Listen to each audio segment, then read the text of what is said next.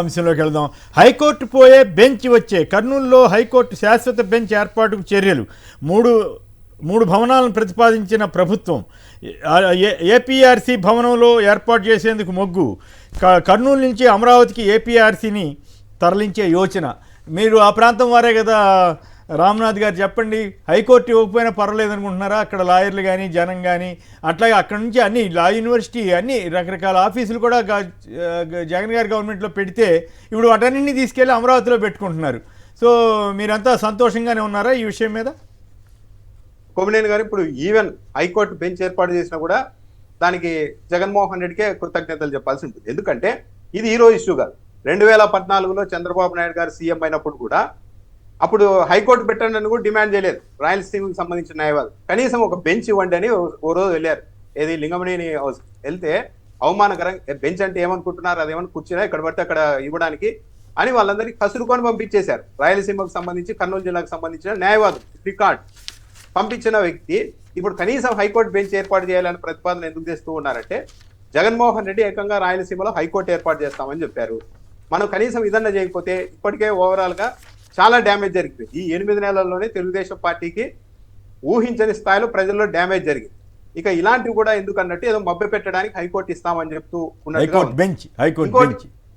High court bench ఏర్పాటు చేస్తాము 15 మంది న్యాయమూర్తులతో అని చెప్తున్నారు. మరి ఇది ఎంతవరకు ఇంప్లిమెంట్ అవుతుందని. 15 మంది న్యాయమూర్తులు ఉంటారా? 15 మంది న్యాయమూర్తులు ఉంటే ఆల్మోస్ట్ హైకోర్టు దాదాపు హైకోర్టు కింద లెక్క కదా. మరి అంతకాడికి హైకోర్టు ఇచ్చేస్తే పోతుంది కదా. లేదు ఇక్కడ అక్కడ విశాఖపట్నంలో బెంచ్, ఇక్కడ కర్నూలులో అమరావతిలో బెంచ్. ఇప్పుడు లక్నోలో కాకుండా లక్నోలో బెంచే ఉంటుంది, అలహాబాద్లో మెయిన్ హైకోర్టు ఉంటుంది అనుకుంటా కదా, ఉత్తరప్రదేశ్లో. ఇప్పుడు ఎలా అయిపోయిందంటే కొమ్మినేని గారు, ఇది కూడా ఒక డిప్యూటీ సీఎం ఉంటే ఎలా ఉంటుంది, 2 డిప్యూటీ సీఎంలు ఎలా ఉంటే ఎలా ఉంటుంది, ఎస్సీ ఎస్టీ బీసీలకి డిప్యూటీ సీఎం పదవి ఇస్తే ఎలా ఉంటుంది అనే చర్చ వచ్చినప్పుడు ఒక్క డిప్యూటీ సీఎం డిప్యూటీ సీఎం ప్రత్యేకమైన అధికారాలు ఏమి ఉండవు. ఆయన ఒక మంత్రి అయినప్పటికీ కూడా ఒక గౌరవం, ఒక హోదా ఇదంతా ఉండాలంటే నేను ఒక్కనే డిప్యూటీ సీఎంగా ఉండాలని పవన్ కళ్యాణ్ గారు కూర్చున్నారు. ఇంకా ఎవరికి కూడా ఇవ్వనండి. అలాగే హైకోర్టు ఏర్పాటు చేసిన కర్నూలులో అమరావతికి సంబంధించి ప్రయారిటీ తగ్గిపోతుంది. అమరావతికి సంబంధించి ప్రయారిటీ తగ్గకూడదు, మొత్తం ప్రయారిటీ అక్కడే ఉందని చెప్పాలి. At the same time Rayalaseema ప్రజల్ని మభ్య పెట్టాలన్న ఉద్దేశంతో ఇలా ఇస్తున్నట్టుగా ఉన్నారు. మొత్తం 37 మందికి సంబంధించి న్యాయమూర్తులు ఉంటే 15 మందికి సంబంధించి వసతుల కోసం ఏర్పాట్లు చేయాలని చెప్పినట్టుగా చెప్తూ ఉన్నారు.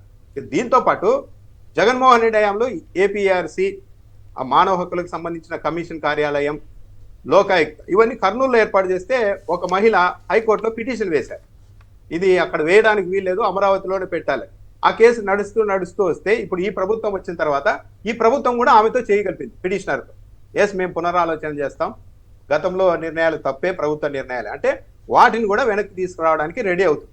ఇవన్నీ ఒకవైపు చేస్తూ మేము హైకోర్టులో ఓన్లీ బెంచ్ ఏర్పాటు చేస్తాం కర్నూలులో అని చెప్తూ ఉన్నారంటే ఇది కేవలం మభ్య పెట్టడానికి. అది అసలు ఇది ఎంతవరకు కార్యరూపం దాల్చుతుంది అన్నది కూడా చూడాలి. ఇంకా ఈరోజు చెప్పేశారు అన్నీ అయిపోతాయని చెప్తారు, కానీ చంద్రబాబు నాయుడు గారితో ఉన్న ఆయన సమర్థత ఏంటంటే ఒక విషయాన్ని ప్రారంభంలో చెప్పి లాస్ట్ 5 ఏళ్ల వరకు దాన్ని సజీవంగా ఉంచగలుగుతారు. అదొక ఆర్ట్. కాబట్టి ఇప్పుడు ఈ బెంచ్ అన్నది ఎంతవరకు వెళ్తుంది ఏంటి అన్నది చూడాలి. దాంతోపాటు నెల్లూరు, ప్రకాశం జిల్లాలు కూడా రాయలసీమ బెంచ్ లోనికి కలపాలని చూస్తుంటే 2 జిల్లాల వాళ్ళు వ్యతిరేకిస్తున్నారు అని కూడా వార్తలు వస్తున్నాయి. మరి దీన్ని కూడా ఇలా ఒక సంక్లిష్టంగా ఏమైనా మారుస్తారా అనేది చూడాలి. మొత్తానికైతే హైకోర్టు బెంచ్ అనేది అయితే ఒక కంటి తుడుపు చర్య. నిజానికి చంద్రబాబు నాయుడు గారికి చిత్తశుద్ధి ఉంటే కర్నూలులో కనీసం పూర్తి స్థాయిలో హైకోర్టు ఏర్పాటు చేయడం అన్నది కనీస గౌరవం రాయలసీమ ప్రాంతం. ఎందుకంటే ఇదివరకే నష్టపోయారు రాయలసీమ ప్రాంతం వాళ్ళంతా. మద్రాసులో ఉండడానికి రాయలసీమ ప్రాంతం వాళ్ళు ఇష్టపడితే లేదు మనమంతా కలిసి ఉందామని చెప్పి ఒడంబడికలు చేసుకొని ఒప్పందాలు చేసుకొని తాగునీటి ప్రాజెక్టుల్లో మీకే ఫస్ట్ ప్రయారిటీ, హైకోర్టు కావాలా రాజధాని కావాలి, ఈ రెండిట్లో మీకు ఏది కావాలో ఎంచుకోండి అని చెప్పి అన్ని హామీలు ఇచ్చైతే ఆ రోజు తెచ్చారు. కానీ ఆ తర్వాత పాపం తొలి నుంచి కూడా రాయలసీమ ప్రాంత వాసులకైతే అన్యాయమే జరుగుతోంది. ఇప్పుడు చంద్రబాబు నాయుడు గారు అయితే ఆ విషయంలో ఎప్పుడు కూడా రాజీ పడ్డారు.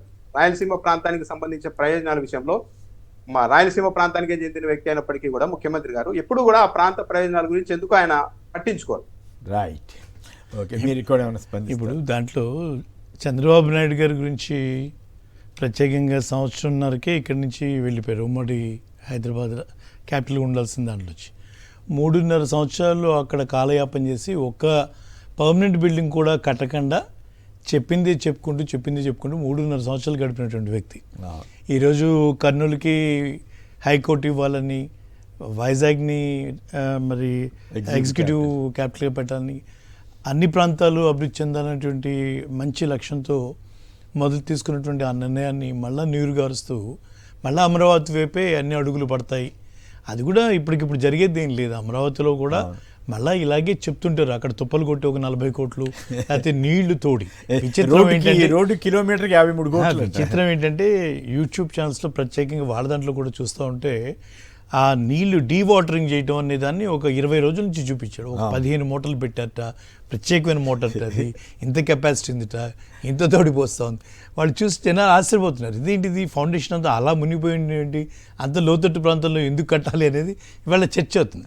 అలా విపరీత నాగార్జున యూనివర్సిటీ వైపు కనుక కట్టుంటే ఈ ప్రాబ్లం ఉండేది కాదు కదా. అక్కడ ఒక 1000 ఎకరాలు డిస్కషన్ ఇక్కడ అంతా కలిపి హైదరాబాద్లో 235 ఎకరాలు అన్ని బిల్డింగ్లు వచ్చేసినాయి అండి. అక్కడ 55,000 ఎకరాలు తీసుకుని ఆ రోజు కమిటీ వాళ్ళు కూడా చెప్పింది అదే. ఒకవేళ విజయవాడ గుంటూరు శివరామకృష్ణ కమిటీలో గుంటూరు విజయవాడ మధ్యస్థంగా ఉంటుందనే అభిప్రాయానికి వస్తే 2,500 ఏకర్స్ తీసుకొని ఒక ఎగ్జిక్యూటివ్ క్యాపిటల్ కింద వెళ్ళండి అని, ఆ రోజు అడ్మినిస్ట్రేటివ్ క్యాపిటల్ కింద వెళ్ళండి అని ఆ రోజు వాళ్ళు సూచన ప్రకారం చెప్పారు కూడా. అప్పుడు అటు పక్క నాగార్జున యూనివర్సిటీ వైపు వచ్చి వాళ్ళని ఈ పక్కకి తీసుకొని వస్తే అసలు ఇంత సమస్య లేదు, అంత ప్రమాణంగా ఉండేది. సో ఆయన ఎప్పుడు కూడా మాటలే చెప్తూ ఉంటాడు. ఈరోజు ఏ రకంగా జరుగుతోందో ఈ 8 నెలల పాలనలో మనం గమనించాం. ఆయన అంతకుముందు చెప్పిన దానికి ఇప్పుడు చెప్పిన దానికి ఏ రకంగా ముందుకు తీసుకెళ్తున్నారో మనం చూస్తున్నాం. కాబట్టి హైకోర్టు బెంచ్ వస్తుంది అనేది కూడా నేను నమ్మట్లేదు. అయిందాక నేను నమ్మటం లేదు. రైట్.